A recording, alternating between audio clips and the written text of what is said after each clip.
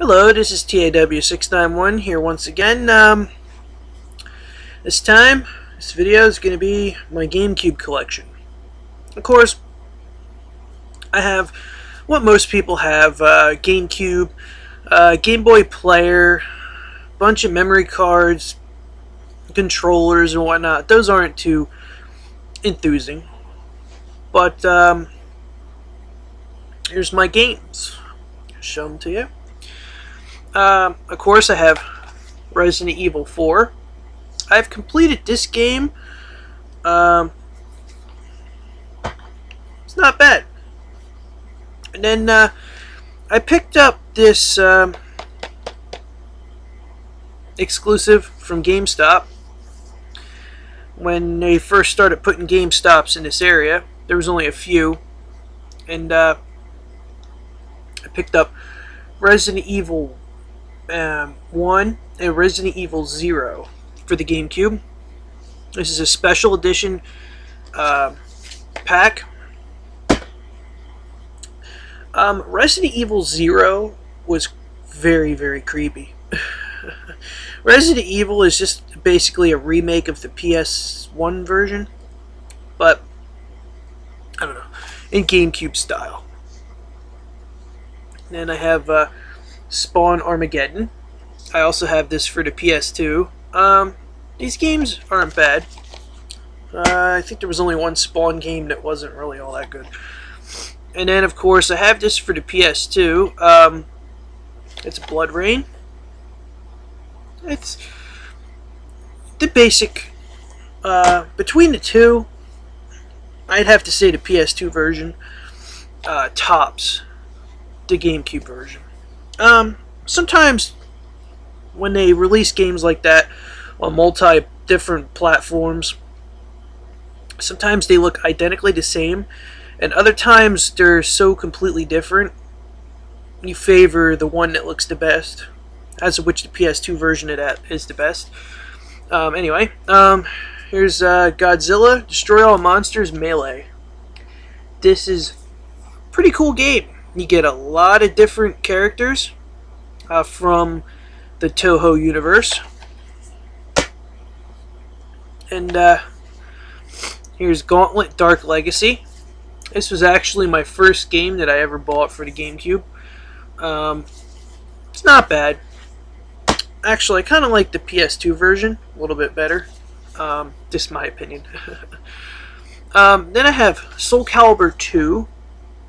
I think I did have this for the PS2, but I got rid of it. And of course, I wanted to keep this version because of Link being in it. And it's not bad. Then here's, of course, with my wrestling collection. I forgot to include these on some of my other collections, but these were produced by Acclaim, as of which right now Acclaim went out of business, I believe, in 2005, 2006, but these were released beforehand, of course. There's the Legends of Wrestling and Legends of Wrestling 2. Particularly between the two, I would have to say I like the first one better. They had the right chemistry and everything. At that point, when they made those games, that one was the best. I always played as Rob Van Dam. Don't ask me why they included him in there, because at that point, he was wrestling with the WWE. But anyway, then I got Hulk for the GameCube. This game, it's okay. It's not really one of your best games. And then here's Batman Vengeance. This game is hard. This game is basically right at the tail end of the Batman animated series, the original one that came on the air in 1991, I believe, 92, something like that. And it lasted forever. This is basically based off of the newer version of that series. When they started including Superman and they just completely ruined the whole series with that.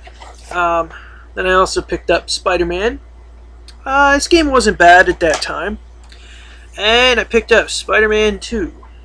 I originally had SpiderMan 2 for the DS, and it was terrible. I got rid of it within 2 weeks of purchasing it. This one is not bad. They're both Activision. Activision stuff is pretty cool. This is another one that I've had for a while. It's XMen Next Dimension. Of course, EB and their stupid stickers. But XMen Next Dimension is an awesome game. Besides the sticker bit. Then I picked up, well, I've had these for a while, but Midway Arcade Treasures. Now this has got some pretty cool games on it. A lot of stuff I remember playing when I was a kid. For like the old NES and whatnot. They made their own versions. I'm not sure if they made a part 3, but here's part 2. I think something seems to tell me that they made a part 3, but I'm not too sure. And this one, they give you Mortal Kombat 2, 3, Gauntlet 2, Spy Hunter 2, some of these other ones I really didn't know until playing this game. We really didn't have too many arcades in this area, as of which right now arcades are very far and few in between. There's not too many that's left. And here's Star Wars Rebel Strike. It's the Rogue Squadron 3. This game's not bad. For a Star Wars game, it's not too bad. And then I picked up Star Wars, the Clone Wars. This is not based off of the animated series that's out now. This is actually, this was released, I believe, after Star Wars Episode 2 came out. So this is based off of that movie. This isn't the animated series, for anybody who is wondering. And then I picked up Mega Man Anniversary Collection. I think I have this for the PS2. This goes through Mega Man's 1 through 8, and 2 never before released US arcade games. But this ain't bad. This was when Mega Man had his 15th anniversary back in, it says 2003. And then I picked up the Mega Man X collection. Now this spans Mega Man X through X6. And it's not bad. Some of the Mega Man X games for the PS2 I'm not too crazy over. And I picked up the Sonic Mega Collection. I have this for the PS2. This one, I believe, yeah, this one has just the regular games on it. The one for the PS2 has the Game Gear games included. Anyway, here's Medal of Honor Frontline for the Gamecube. It's not bad. I like any Medal of Honor game is pretty cool in my book. Medal of Honor Rising Sun, as of which this, of course, I've said before, is an awesome game. But for the GameCube, I like it the best. It's got the best controls. And then here's Medal of Honor European Assault. Good game. Not too bad. It was a little tricky in spots. Let me just pick up these games here. And then I have Star Fox Assault, as of which I didn't complete.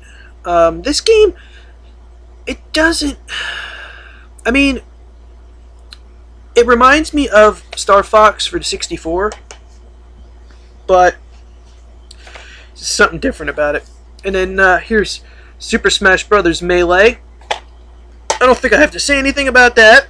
I think pretty much everybody who has actually played GameCube has played that game. Okay, now, I'm going to make this pretty quick. I already reviewed these in my Legend of Zelda collection, but Here's the Wind Waker.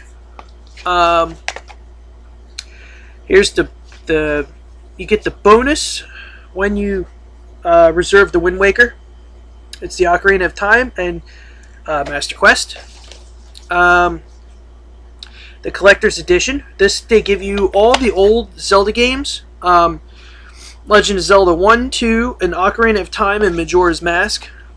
And then, of course, I got the Twilight Princess, as of which I completed it on the GameCube, but not for the Wii. And then, here's the Metroid Prime collection. Well, just 2 of them.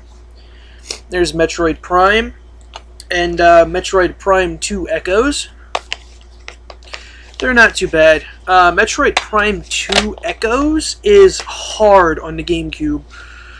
They made it a little bit easier when they remade it for the Wii.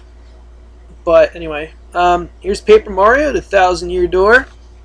It's not too bad. It's a pretty cool game. Here's Wario World.